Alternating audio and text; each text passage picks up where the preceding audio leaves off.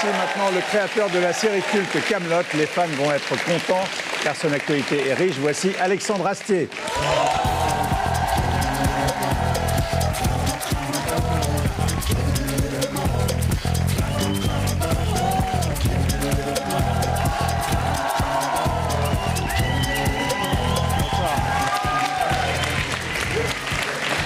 Vous avez failli rester derrière.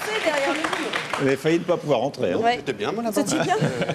Alors, vous êtes scénariste, acteur, réalisateur, monteur, compositeur de Kaamelott. Voilà.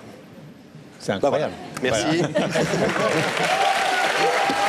Et vous publiez pour la première fois, vous publiez les épisodes 1 à 100 et vous répondez à une interview pour savoir toujours les questions, répondre aux questions qu'elle vous pose. Comment ça a démarré? Ça a démarré par un court-métrage Oui, c'est qui ça. était Dies Irae, qu'en général, quand on entend ça, c'est qu'on est mal en point.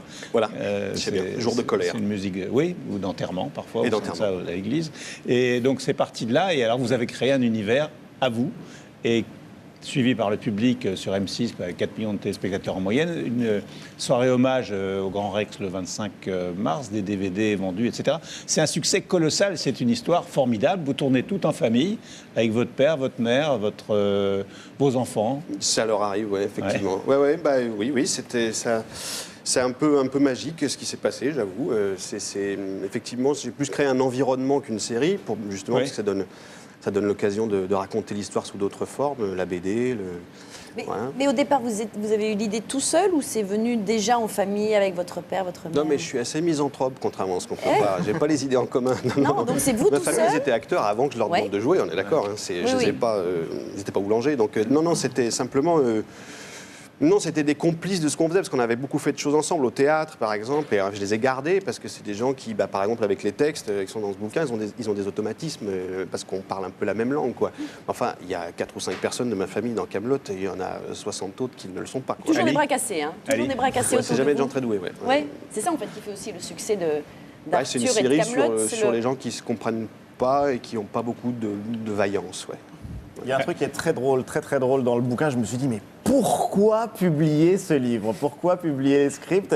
Et j'adore, vous dites que vous avez envie qu'une étudiante en lettres trouve ça dans sa bibliothèque et puis qu'elle puisse annoter. Oui, très juste, oui, c'est génial. Ouais, non, mais parce que j'ai été... C'est pour la même raison que tu donnes tes cours à Sciences Po. Ali. Exactement. J'ai c'est la été, seule jadis marié à une étudiante en lettres qui annotait tous les bouquins qu'elle avait. J'ai jamais compris. Mais pourquoi est-ce qu'on mettait très juste dans une marge sur un bouquin? C'est pour montrer son enthousiasme peut-être. Non, mais moi j'étais étudiant en musique, comme j'ai Oui. dans le truc, j'ai jamais mis très juste sur un score du requiem ou du machin. On dit rien, on lit. Mais là, il y avait un truc, ouais, je suis d'accord, je sais pas, on manifeste. je sais pas. Alors, j'ai lu que vous aviez une philosophie qui est très astucieuse. Vous Oui. dites, je suis pessimiste à propos de tout, et ce qui fait que quand je me trompe, c'est une bonne nouvelle. Ouais, Alors mais- finalement, on fait plutôt l'inverse en général. Hein. Non, mais ça marche pas mal en fait. Ouais, c'est plutôt Je crois bien. toujours que rien ne va marcher. Alors, du coup, Ouais, moi j'en ai vu une autre, je pensais que c'était celle-là dont vous voulez parler Michel, c'est dans ce métier, il faut péter plus haut que son cul. ouais.